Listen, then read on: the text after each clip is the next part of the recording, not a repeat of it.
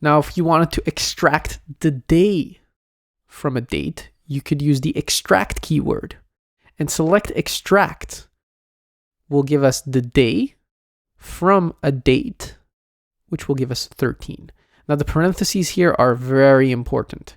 Don't forget them, as it will not extract correctly if you do not give it a specific parentheses around what you're trying to extract. So extract day from, and my birthday will yield 13, as 13 is the day. And you can do the same with month by using the month keyword, which will return us 11. And you can do the same with the year keyword by using it with extract as well, which will yield 1992. Now you may be asking yourself, how do I round a date? How do I round down a date to a specific point in time? Because there may be use cases where you don't really necessarily care about the month and the day. You want to normalize them to the first day of the month, the first day of the year. Whatever the case is, you can use the date trunc function. Trunc standing for truncate.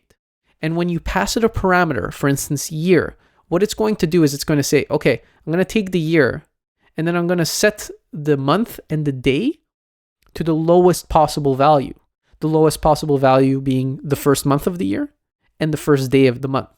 And with that, we're truncating to the year. If we were to pass in month here, we would see 1992-11-01. And why would you use this? Well, in certain cases, your boss would want to know, hey, can I get everything between the beginning of this month and the end of this month? And you could do, for instance, a date trunc against the month of the current date, instead of having to hard code a string.